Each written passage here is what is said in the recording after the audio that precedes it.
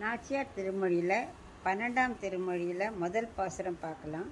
இந்த 12ஆம் திருமொழியில் ஆண்டாள் தன் தோழிகள்கிட்ட சொல்கிறா, என்னை கண்ணன் இருக்குமிடமான மதுராவுக்கு கொண்டு விட்டுடுங்கோ அப்படின்னு கேட்குற மாதிரி பாசுரம். இப்போ முதல் பாசுரம் என்னன்னு பார்க்கலாம். மற்ற இருந்தீர்கட்கு அறியலாகா மாதவன் என்பதோர் அன்பு தன்னை உற்று இருந்தேனுக்கு உரைப்பதெல்லாம் ஊமையரோடு செவிடர் வார்த்தை பெற்றிருந்தாலே ஒழியவே போய் பேர்த்து ஒரு தாயில் வளர்ந்த நம்பி மற்பொருந்தா மற்களமடைந்த மதுரை புறத்து என்னை உய்த்திடுமின். இப்போ இதுக்குள்ள அர்த்தம் பார்க்கலாம். தோழிகிட்ட சொல்கிற ஆண்டாள், என்னோட நிலைமையே நீங்கள் புரிஞ்சிக்கவே இல்லையே, என் கூட தானே இருந்துட்டுருக்கேள், அப்படின்னு நீங்கள் என்னோட நிலைமையை இன்னும் புரிஞ்சிக்கவே இல்லையே. பெரிய பிராட்டியோட நாதன் இருக்காளே மாதவன், அவர்கிட்ட நான் எவ்வளோ அன்பு வச்சுக்க நான் உங்களுக்கு தெரியாதா?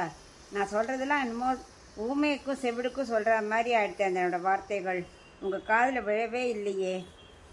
அந்த கண்ணன் இருக்காரு, பெற்ற தேவகியும் மறந்த, அதை விட்டுட்டு யசோதைகிட்ட போனார். அங்கே போய் என்ன பண்ணார்? அவள்கிட்ட இருக்கிற இதை பாலை குடிக்காமல் பெய்ச்சி பாலை உண்டாரே. அப்படிப்பட்டவர் தான் நம்பி அப்படிங்கிறார். அதாவது பூர்ணர் தான், ஆனாலும் தன்னை பிரிஞ்சிருக்கிறவாளை இன்னும் மேலும் மேலும் நல்லிய வைக்கிற அளவில் அந்த நல்ல குணம் படைத்தவர்னு நான் சொல்கிறேன். அப்படிப்பட்ட நம்பின்னு கொஞ்சம் ரெண்டு அர்த்தமாக சொல்கிறா. அவர் இப்போ எல்லாத்துலேயும் பூர்ணர் தான், ஏமாற்றிட்டாரே அதுலேயும் அவர் பூர்ணராக தான் இருக்கார் அப்படிங்கிறார். அப்படிப்பட்டவர் என்ன பண்ணார்?